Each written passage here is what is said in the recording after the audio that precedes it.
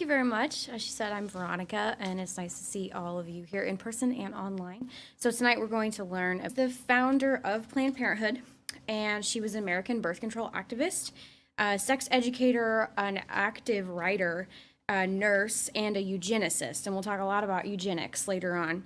She founded Planned Parenthood, though originally it was called the American Birth Control League.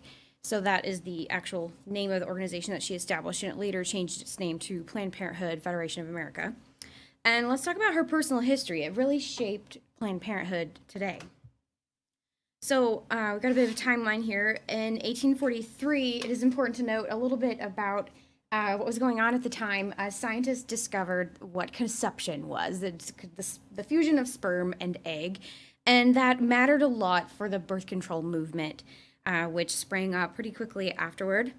And in 1873, the Comstock Act was passed, which made it illegal to trade or circulate obscene and immoral materials. And at the time, that included any information about birth control and abortion.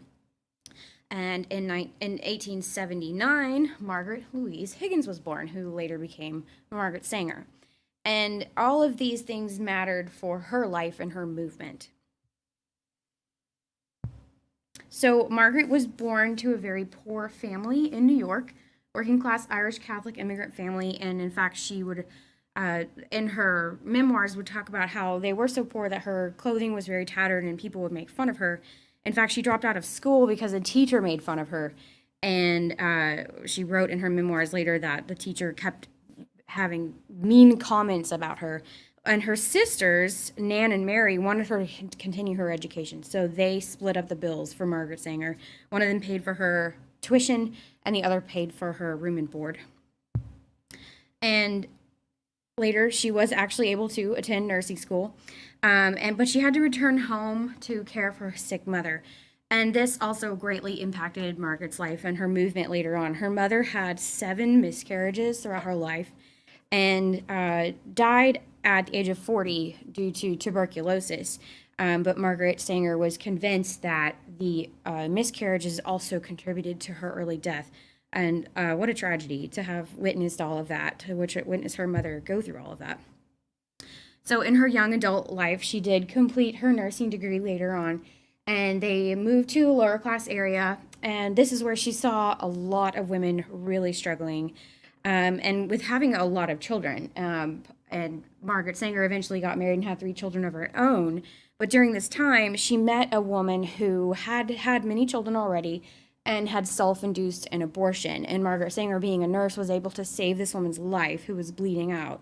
And so she was speaking with this woman who'd self-induced an abortion, and the woman said, "If I have another child, it'll be the death of me."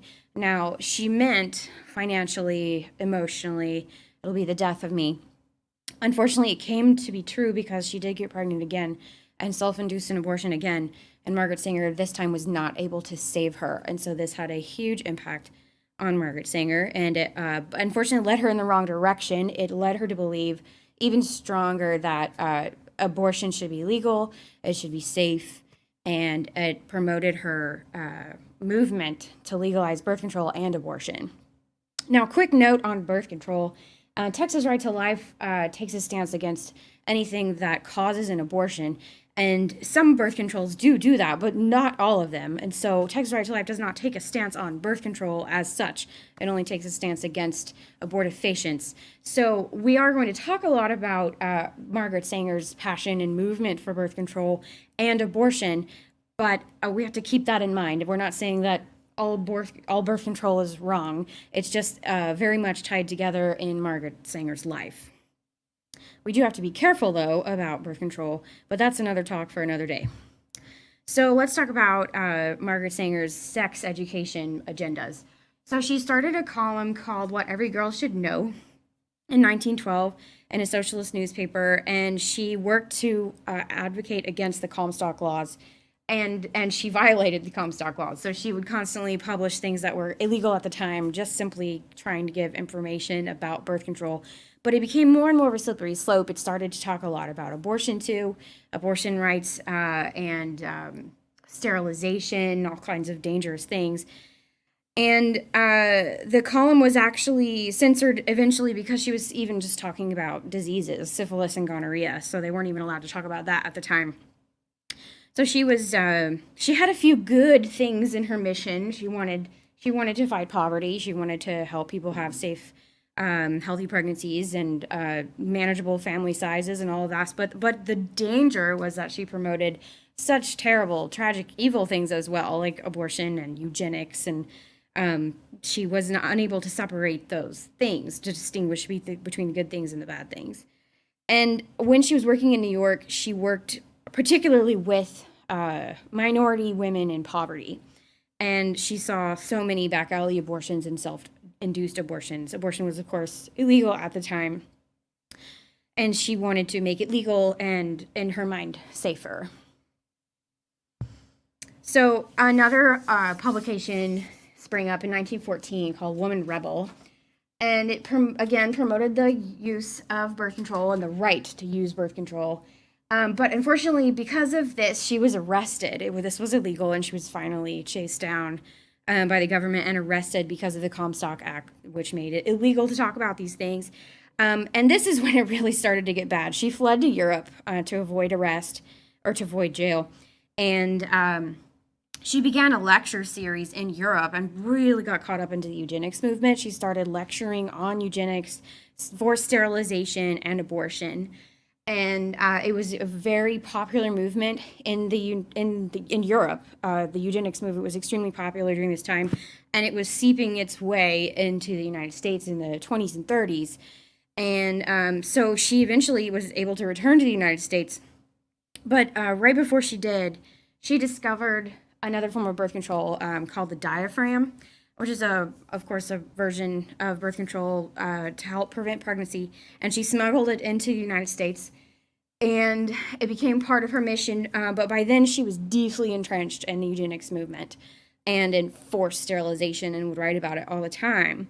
And just as an aside, she was separated by from her husband at this point, and they divorced, and she began having an affair with a psychologist named Havelock Ellis and another man, writer H.G. Wells, and they were actually both instrumental in her birth control movement and the abortion movement later on.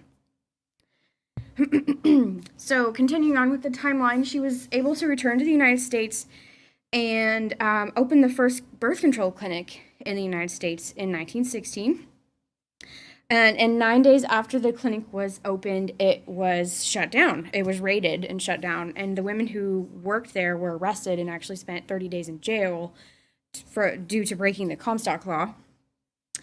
But she continued. She just kept opening up clinics and eventually founded the American Birth Control League, and was able to spread birth control information to doctors, social workers, nurses, women's clubs, and the scientific community. And the development of state and local birth control leagues and clinics. So she was able to network them across the United States. She lobbied for birth control legislation and organized all kinds of conferences and meetings on birth control. And subtly, the slippery slope concept kept coming back. She would slip in abortion in there too, even though the main cause of these meetings was birth control. Abortion was always like in the back. On the back burner at these conferences, and it was just slowly seeping into the eugenics movement and into the healthcare community. So let's talk about what is eugenics, right? Here's a few quotes that help explain it. So one is the practice or advocacy of controlled selective breeding of human populations, as by sterilization, to improve the population's genetic composition. And this is from Merriam-Webster. And here's another one from dictionary.com. The belief in improving the qualities of the human species by discouraging reproduction by persons having genetic defects or presumed to have inheritable undesirable traits.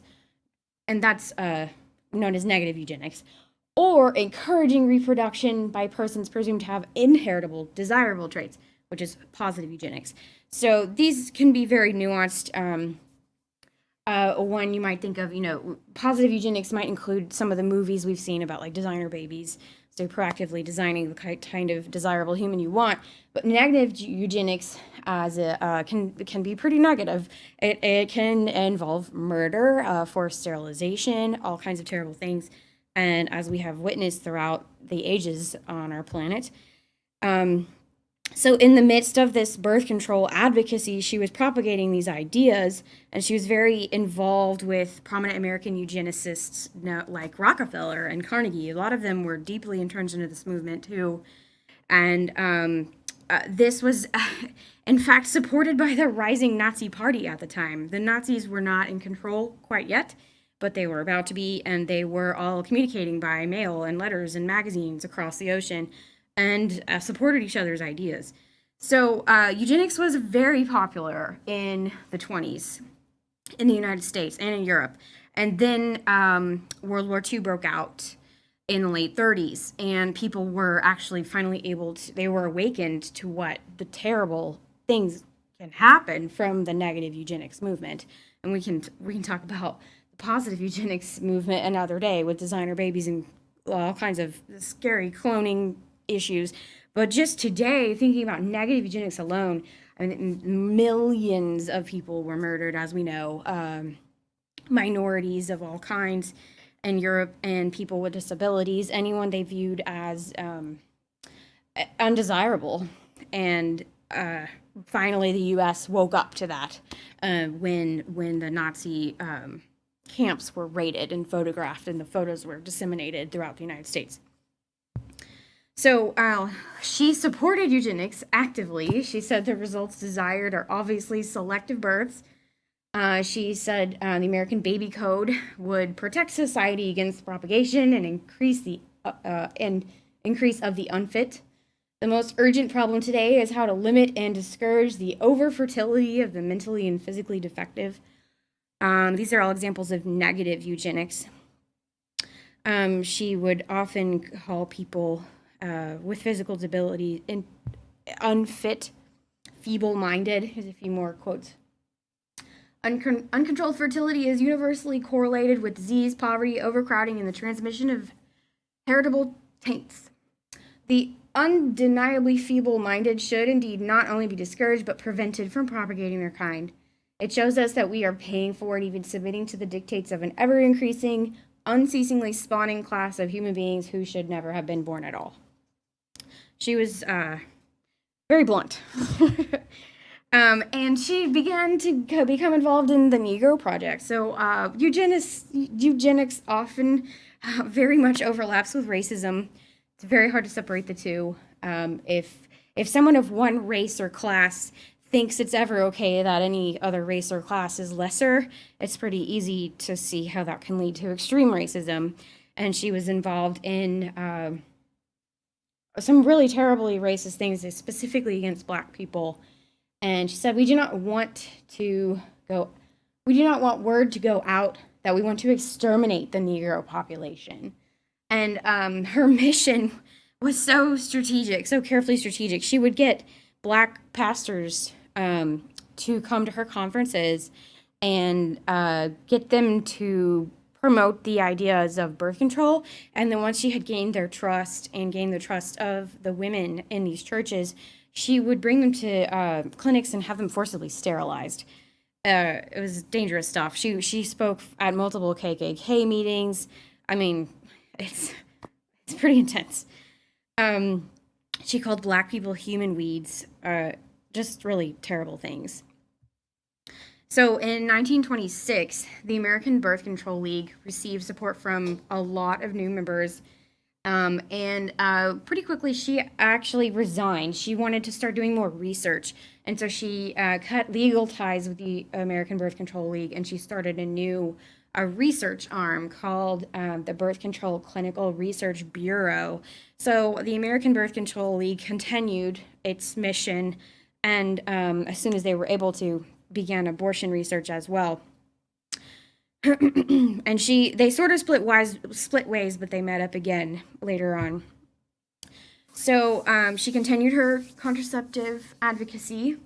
In 1938, a judge lifted the federal ban on birth control, which ended the Comstock era. And the method of birth control that she had discovered in Europe became popular, and she was able to help disseminate that even more. In 1939, the American Birth Control League merged back with the research bureau that she had begun to form the Birth Control Federation of America.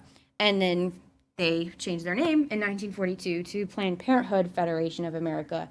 And Planned Parenthood still to this day has its own research arm. So we love to pull stats from Planned Parenthood's actual research arm, because then we can never be accused of biased statistics. We're just quoting their own statistics, and we'll go over some of them later in this presentation. In 1951, Planned Parenthood successfully ran 200 birth control clinics. Continuing on with our timeline, in the 50s, Sanger recruited biologist Gregory Pincus. He was famous for a lot of interesting science, but one of the things she asked him to do was to create an oral contraceptive. Instead of using the diaphragm, which was a physical contraceptive, she wanted the access of medical contraceptives. And he did. He helped her. And in the 1960s, the first oral contraceptive, Inovid, was approved in the United States. So Gregory Pincus, he was a biologist who studied the effects of hormones, especially reproductive hormones, in mammals. And he met Sanger in 51, and she helped him secure a grant to do his research, which it could be corrupt or not. It's hard to say at the time, but I think it is interesting to know when someone says, I can help you get money to do this thing, you're probably a lot more likely to do it. And that's exactly what happened. She said, I can get you money to do this research. And he said, okay. So watch out for that when someone offers you money. Let's see. So interesting landmark cases that helped grow this dangerous movement. First being Griswold versus Connecticut in 1965. Estelle Griswold was the executive director of Planned Parenthood in Connecticut. And she and a few other people were arrested and found guilty as accessories to providing illegal contraception. They were fined $100 each, which at the time, even then, wasn't all that much. And they appealed to the Supreme Court of Connecticut, and then it eventually made its way up to the Supreme Court of the United States, and it was overturned. The Supreme Court upheld the ban,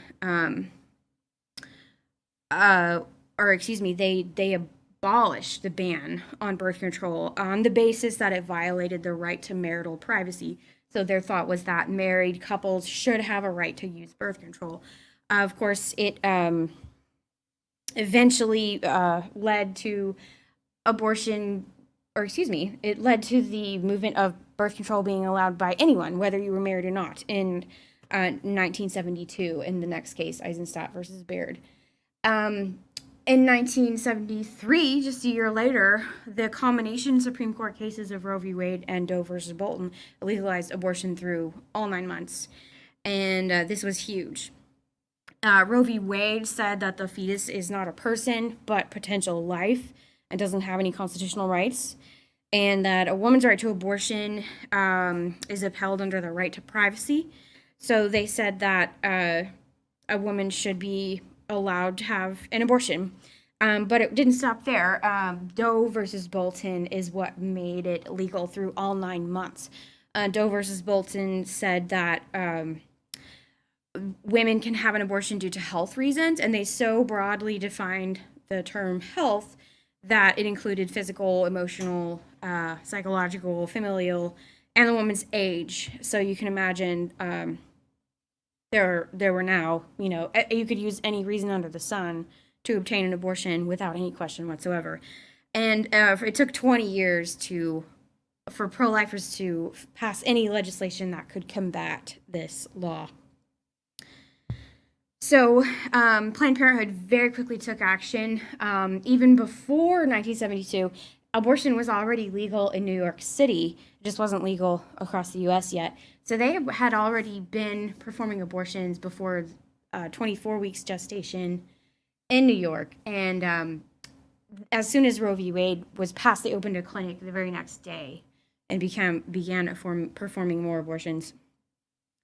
The records in New York show that 11,000 abortions were performed from 1970 to 1973 when Roe v. Wade was passed.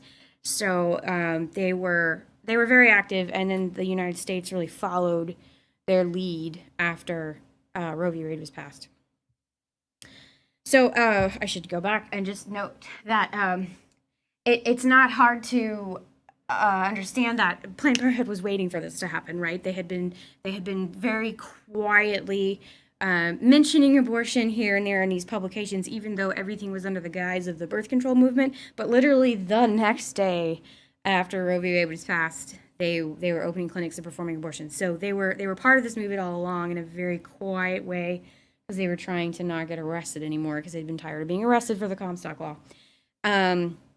It's really tragic, honestly, that the birth control movement paved the way for this, because Margaret Sanger was never able to distinguish between wanting to help families is desirable, wanting to help them manage family size is desirable, but never at the expense of murder and negative eugenics, which in her mind they were linked very tightly. So her legacy continued to live on. In 1966, the Planned Parenthood Federation of America inaugurated the PPFA Margaret Sanger Award in her honor. And so they proudly, and actually to this day, they still literally award people with an award in the name of Margaret Sanger. So they're proud of their history. They're proud of her. And she died in 66 at the age of 86. And back to the award, Planned Parenthood actually, they affectionately refer to this as the Maggie Award. And they've given it to Nancy Pelosi, Hillary Clinton, Jane Fonda, and like I said, they still defend her, even though she spoke to the KKK. They say, well, you loosely condemn, well, they don't say loosely. We say we condemn her KKK ideas, but then they literally award people an award in her name. And so it's so funny, in the midst of the cancel culture lately in 2020 and now 2021, a few different little branches here and there. There's one in New York that I remember. They denounced Planned Parenthood, or they denounced their past association with Margaret Sanger, and they actually considered changing the name of their clinic to remove her name, on the basis that she was a racist and that it's wrong to be racist, which is true. But the irony is that their clinic is in a minority neighborhood full of Black people, and 90-something% of their abortions were performed on Black people. So it's sickening that the cancel culture doesn't even realize their own irony. They are racist, and here they are condemning Margaret Sanger. They need to get their heads on straight. So Sanger would probably be very proud of what Planned Parenthood has become today. They perform over 30,000 abortions every year, and that's a third of all the abortions in the United States. So 2/3 are performed by other clinics that are not part of Planned Parenthood, but a third, that's a lot. That's a huge percentage. They definitely coined the market in the abortion movement in the United States. They bring in over $1 billion each year from just abortions alone. And they have over 600 clinics nationwide. They actually promote campus groups as well. I remember when I was in college, there was a Vox group, which it means voice in Spanish, and it was to promote abortion to minority communities in colleges. So it sounds pretty racist to me. Crazy people. You didn't hear me say that. So let's see. Let's look at a little bit of their own stats. So this is from their own annual reports. It shows the impact of Planned Parenthood according to themselves. So we're not manipulating any of this information. This is exactly how they presented. This is literally a screenshot of their annual report. It shows that they serve 2.4 million patients in 31 states, 9.8 million services provided. Where does it list abortions? I have a lot more information on the next slide about that. But it shows they have STI testing and treatment, birth control information services, breast exams, and pap smears, and we'll talk a little bit more about that in a minute. This one shows abortion services. On the right-hand column in the middle, abortion services, 345,000, give or take. And it's interesting to note out how that differs from adoption referrals or prenatal care. So adoption referrals are lower down on the right-hand column for 4,200 roughly adoption referrals. And then let's see, where's prenatal care? Prenatal services are up higher on the right-hand column underneath other women's health services. So about almost 10,000. And compare that to abortion procedures, of course. So the irony, of course, is that they call themselves Planned Parenthood. It has nothing to do with Planned Parenthood or serving parents at all. It's really about just taking the lives of their children. So interesting to point out here how much money Planned Parenthood receives from the government, and these amounts are all in millions. So on the top line under revenue, it says government health services, reimbursements, and grants. They get $616.8 million from our government. From us. That money's actually ours. Taxation is theft.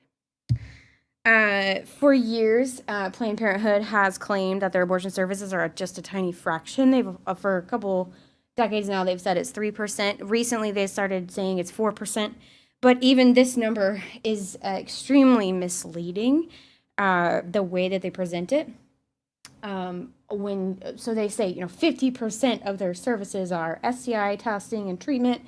Only 4% are abortion services. But I'm going to show a video that Live Action created. So it beautifully explains the simplicity of the math and how it's really not true that it's only 3% of their services. So let's watch that video. America's largest abortion chain, Planned Parenthood, claims over and over and over again that abortion is only 3% of the services that they offer. That's your self-reported abortion statistic. 3% of all the procedures we provide. It's in their annual report. It's on their website. And their supporters say it all the time. And abortions only comprise 3% of Planned Parenthood's health services. Abortion services only account for about 3%. Because only 3% of what Planned Parenthood does is abortions. 3% of patients visit Planned Parenthood for a safe and legal abortion. Here's why that statistic is completely bogus, and why the senior editor of the online magazine Slate said that the 3% stat was the, quote, most meaningless abortion statistic ever, and why the Washington Post fact checker gave Planned Parenthood's 3% statistic 3 Pinocchios, marking it as, quote, very misleading. Let's look at the numbers. According to their own annual report, Planned Parenthood commits over 300,000 abortions per year. Last year alone, they did 323,999 abortions, which averages to 887 abortions per day, 37 abortions per hour, 1 abortion every 97 seconds. Again, Planned Parenthood commits 1 abortion every 97 seconds. But how much of what Planned Parenthood does is abortion? Well, let's divide the number of abortions they do in a year by the number of patients they see in a year. 323,999 abortions for 2.5 million patients means that 1 in 8 patients who walk into Planned Parenthood will undergo an abortion. Not 1 in 33, Elizabeth Warren, 1 in 8. It's easy to see where Planned Parenthood's priorities are. They commit 160 abortions for every 1 adoption referral. Though Planned Parenthood constantly talks about their breast exams and Pap tests, they only do less than 1% of the nation's Pap tests and 1.8% of the nation's breast exams, while they do 30.6%, a third of the nation's abortions. But that's a public relations problem. So Planned Parenthood came up with a creative way to make their big business, abortion, look very small. To get the 3% figure, Planned Parenthood divides abortions by the number of so-called services, which they define as a discrete clinical interaction. And they count all these services equally, regardless of the cost, time, or effort it takes to render that service. So an entire abortion procedure, which can cost from $390 to $1,500, is counted the same as a pregnancy test, which a girl could get at a pharmacy for $10. In this way, Planned Parenthood is able to count 9.4 million services. Divide 323,999 abortions by 9.4 million services, and they get 3%. It's easy to see why this math is completely ridiculous. Say a woman goes to Planned Parenthood to get an abortion. She gets her pregnancy test, the abortion procedure, an STI test, and some contraceptives. In one visit, she gets 4 services, one of which is the actual abortion. So Planned Parenthood would say that abortion was only 25% of what they did for that woman, who came into the clinic only for an abortion. Well, by this math, even if 100% of Planned Parenthood patients got an abortion, they would still say abortion is only 25% of their services. Such distorted calculations could be used to obscure the purpose of any business. It would be like the NFL saying that because they sold 5 million hot dogs in a season and there were only 256 games, football is only 0.005% of what they do. Or it'd be like a steakhouse saying, actually, steak is only a very small percentage of what we serve because we also serve salad, mashed potatoes, french fries, beer, wine, soda, water, butter, salt, pepper, ketchup, toothpicks, and breath mints. We'd say, yeah, right, you're a steakhouse. Just like Planned Parenthood is an abortion corporation.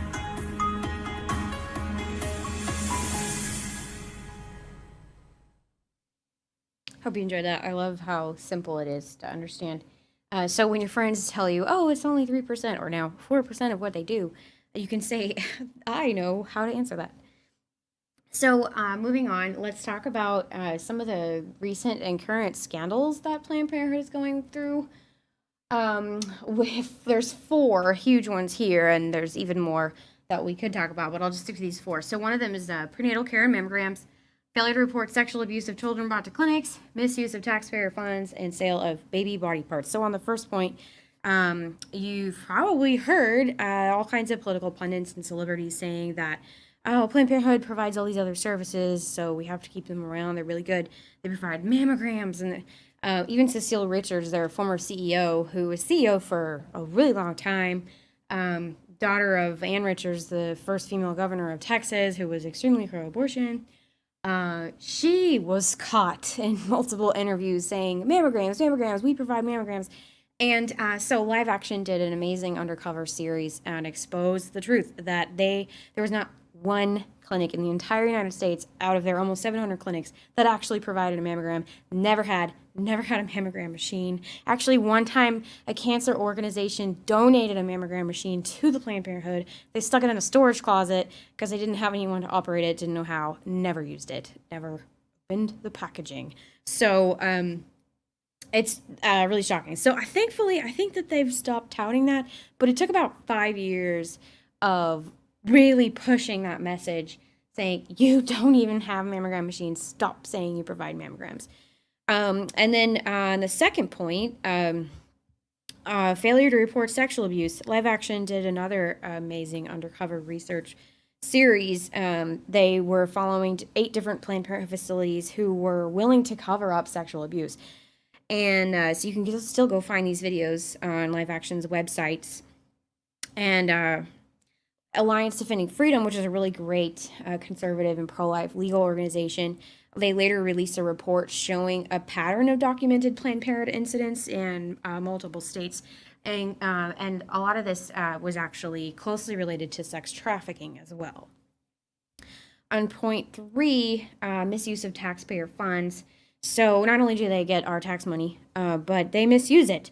So a Texas whistleblower, former employee of the Planned Parenthood Gulf Coast, right here in Houston, alleged that Planned Parenthood was billing government programs for actual abortion instead of the services that they're legally allowed to use that funding for, like STIs and cancer screenings, breast screenings that are not mammograms.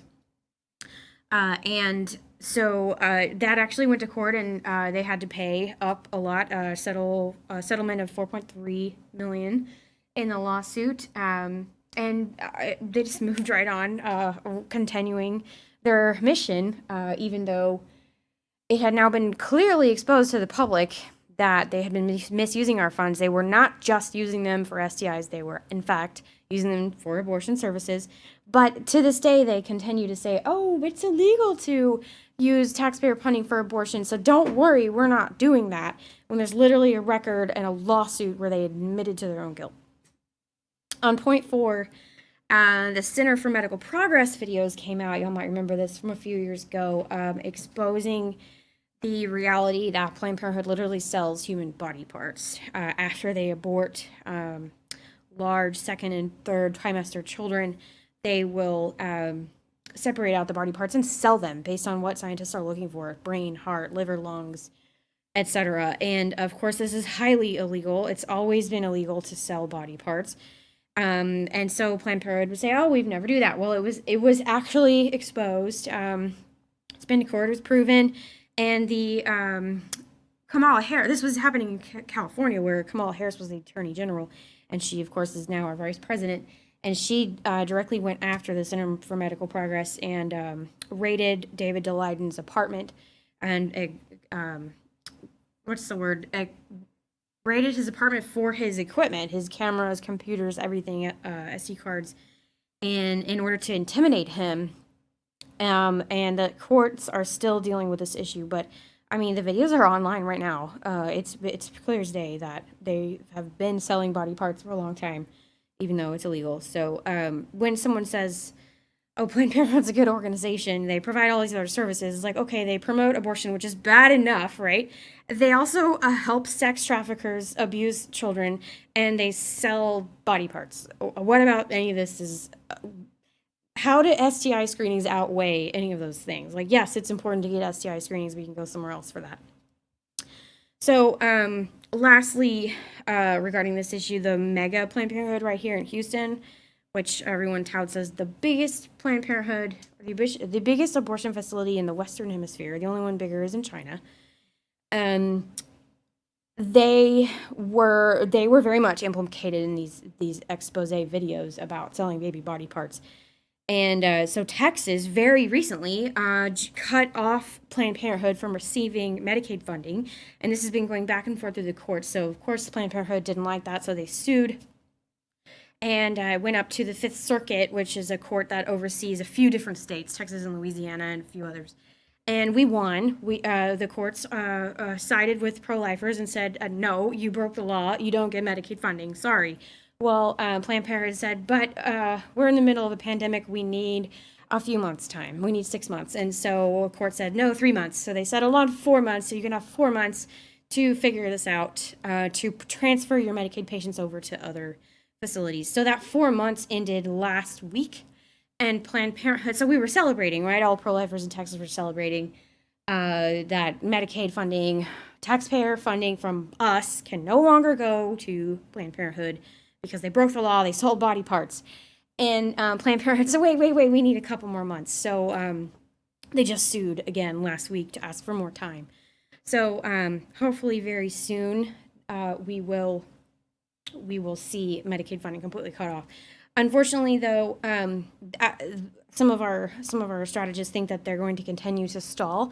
And my theory is that they are going to sue up to the Supreme Court eventually, but they're waiting to see if the court changes and is packed with more than 9 members. So we'll see. That's just a theory.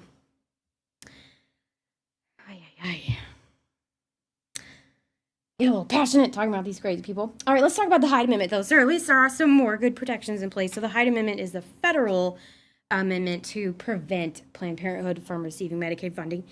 And this is also under attack. You might have heard this recently in the news. A lot of pro-abortion politicians, including Biden, are promising to repeal the Hyde Amendment, which has been in place for decades now. And it's named after Congressman Henry Hyde, enacted in 1976. So pretty quickly after Roe v. Wade was passed, pro-lifers were at least able to say no Medicaid funding, no government Medicaid money can go to fund abortions. And we warned that. That's been in place for a very long time. They have to renew it every session, and we've been able to successfully renew it. We would like it to become federal law so that it never has to be renewed. Of course, also want to overturn Roe v. Wade, trying to do both at the same time. But the problem is it could potentially be repealed if enough pro-abortion politicians can get the vote to repeal the Hyde Amendment. Medicaid funding could be legally used. Right now it's only illegally used and occasionally caught and sued, and they get in trouble for it, and someone might go to jail for a little while, but they may be able to legally use it soon if they're able to repeal it. So we have to keep that in place. We have to get our representatives and senators in Congress to keep the Hyde Amendment in place. Planned Parenthood's current president says the Hyde Amendment is a dangerous and discriminatory policy that disproportionately hurts people with lower incomes by prohibiting them from using their Medicaid insurance to access safe, legal abortion.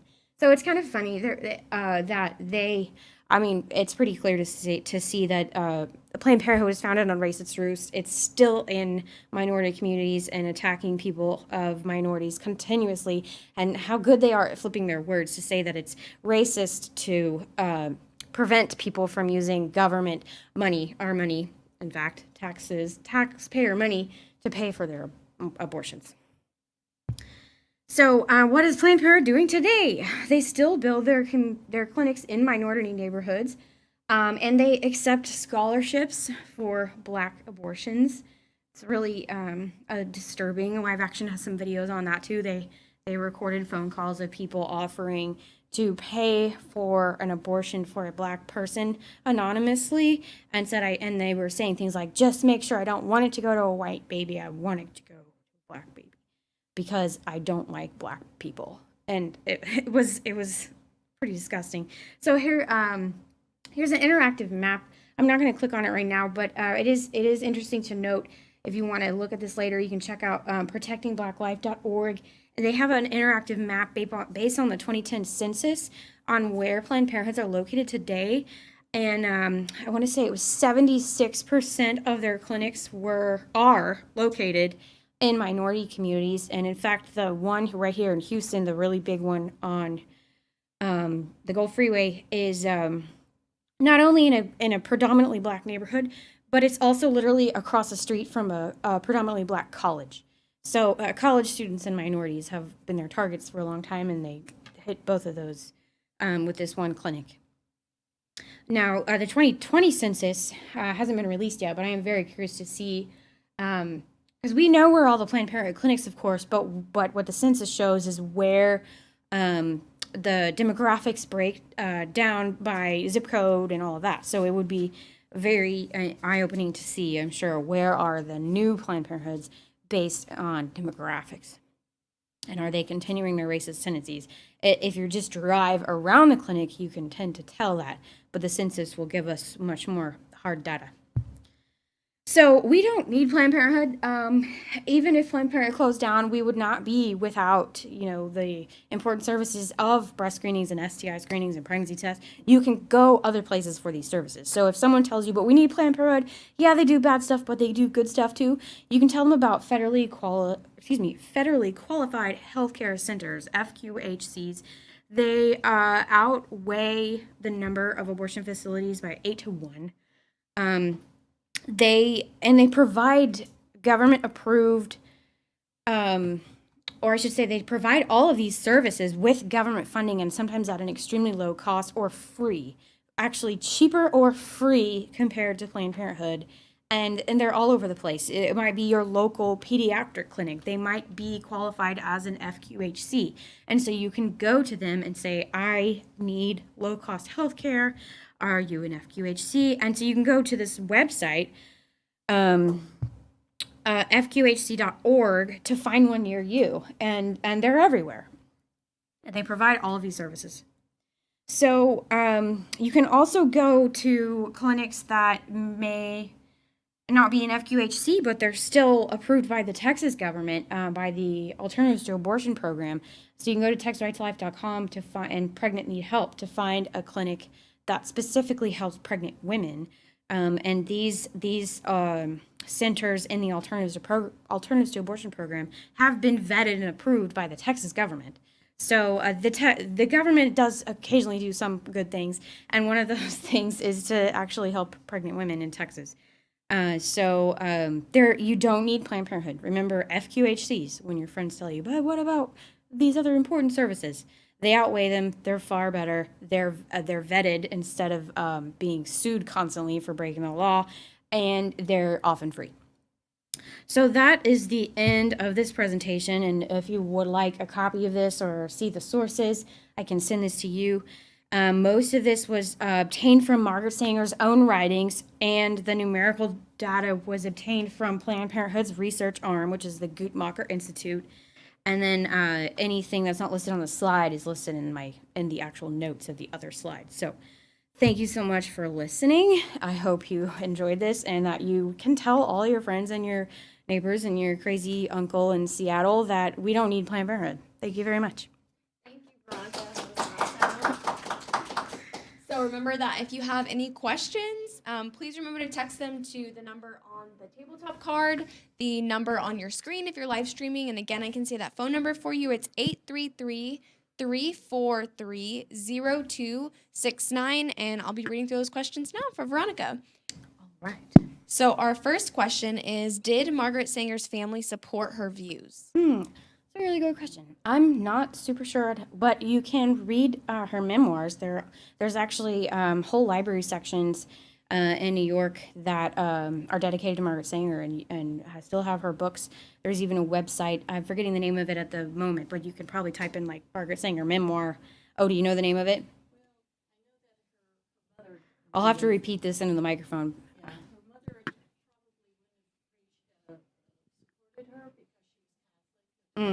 That's right. They were a Catholic family. So one of our guests here is saying her mother probably wouldn't have supported Margaret Sanger's movement. Because they were in collusion together on when Margaret Sanger said that she was put in jail for a while. It was her sister, and they colluded together to make it.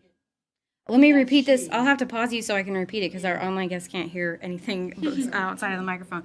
As she was saying that one of her sisters supported her and that helped get her out of jail, and they were in collusion. So interesting. But yeah, look up her memoirs online. You can read them for yourself. Yeah, there you go. I will add her grandson, Alex Singer. He actually quit law school to become the president of Planned Parenthood in New York, and he's very outspoken about how much he just admires and like loves his grandmother and supports her so much. And I think he's now actually currently the president of the Planned Parenthood International organization. So his name is Alex Singer, and he's a little bit older now. His grandmother died. Margaret Singer died when he was 19, and I think he said when he was 13. So the last few years of her life, she was struggling with like mental health and stuff, and so she wasn't cognitively really able to engage with her grandchildren as much, and so he wasn't able to, he says in his words, he wasn't able to ask her the questions that he's been dying to know his whole life, so he went into a lot of research, and he still stands by her to this day, so you can look him up. The next question is, what can we do as pro-lifers to support FQHCs? Good question. So there are so many different kinds of FQHCs. Like I said, some of them might be your local pediatric clinic, or some of them might be a Medicaid funded clinic entirely.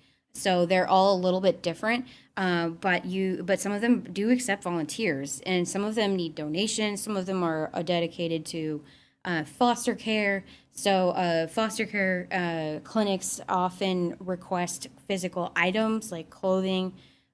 So there are definitely ways to get involved. It kind of just depends on what your calling is. There's always a place to help.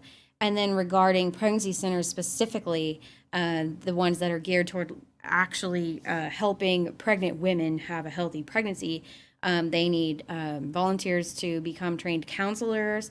They sometimes our young adults will even do things like yard work. We'll go and paint the fences and do all the flower beds for the pregnancy center. So simple little acts like that can go a long way for a low income clinic. What do we say to someone who says that Margaret Sanger, yes, she was racist, but that doesn't mean that like basically they're asking, how does that relate to the organization today? So it was founded on racist principles, but that's not how they are today. So why does it matter how they were founded? Well, I would point to where the clinics are located again. So 76 to 79% in 2010 of their clinics were located in minority neighborhoods and majority minority neighborhoods. So these neighborhoods are like 80+% Latin or African American.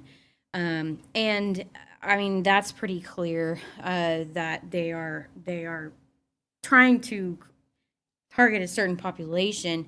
But aside from that, physical location of the demographics, they literally accept scholarships for Black children from racist people who are calling saying, I don't like black people, so please send this money to abort a black child. So that's pretty racist. And as a constituent, what can one do to get legislators to support the pro-life movement? Can you repeat it? As a constituent, what can one do to get legislators to support the pro-life movement? So I'm assuming mainly pro-life so bills. many things. Okay, so Texas Right to Life hosts several lobby days during the Texas legislative session, which we're currently in one right now. And we can share you some flyers online and here with our in-person guests that will show you the dates of our upcoming lobby days. So you can go to our website and look up the events and register for them. So that requires, a trek to Austin, but it's so worth it. You get to lobby your legislators, whether they are good or bad. If they're good, you can support them, remind them which bills matter to you, which ones are bad, what to vote for, what to vote against. They need our support. There are some really, really good people in the Capitol. But there's also a lot of people in the Capitol that we need to directly lobby against. And if you live here in Houston, you know that most of your legislators are pro-abortion. So you would be lobbying against people who disagree with you. And all the more important, right? Occasionally, they will work with us. It's getting really hard to be a pro-life Democrat. The Democratic Party is making it extremely difficult for any Democrat to be pro-life. They make it so difficult that they basically, a lot of them get kicked out of their parties. But we have had a few, and those people might be swayable. You might be just the needle on the haystack that helps to get them to vote pro-life.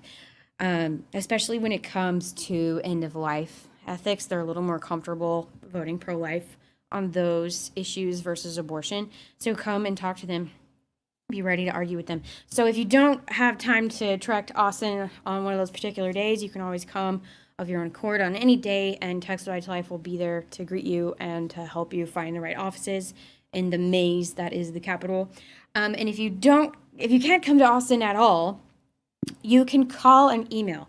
So I'm forgetting the stats at the moment, but it's something like if you email a legislator, you represent 10 other citizens who would probably have wanted to email a legislator but never did. And if you call a legislator, you represent 5 or 15 or something. I'll have to look up the stats. Basically, people who didn't work up the courage to to call their legislators, say, please vote this way. So if you call, you have a weighted phone call or weighted email. It means a lot more than just one person calling. It could be as weighty as 10 people calling, and that can make a big difference. And we've had success before. I'm a little ranty now, but it's a great story. We've had bills before. We send out mass emails to all of our activists and supporters and said, please bombard this office, and they came through. So our staff would walk into this office and ask for a meeting with a legislator, knowing that they were being bombarded with phone calls from our people. And they couldn't even get a meeting with them because the entire staff was busy saying, thank you for calling, please hold. Thank you for calling, please hold. And it was all pro-life people saying, vote for this bill. And so we won. The legislature swayed. So it really does work. Yeah. At the pro-life lobby day, will Texas Right to Life teach us how to lobby our legislators and what to say? Of course. Yes, so our schedule entails a little bit of a history on abortion law and current abortion bills that we are supporting or fighting against. And then we have ideally a tour of the Capitol. We'll see what happens with COVID tide. And then we take you to your legislators' offices. So whether they're pro-abortion or pro-life, we will teach you how to lobby them. And before that, I should have said we have a practice session. We'll actually practice dialogue, split up into pairs, and practice the talking points, and you'll have a sheet listed of the talking points. And we encourage you to relate it to your own life. So if you have any personal story or know anyone who has a personal story, that's what really hits home with these people, whether they're for us or against us. Stories are what make us decide what to do, how to take action. So if you know this pro-life bill is working to ban abortions on babies with disabilities, maybe you know someone who has a disability but they have a beautiful life, tell them their name, their story, why it's so important that they're here today, and that abortion should be illegal because these people should never be aborted. And it works, man. People will become pro-life when you tell them stories like that.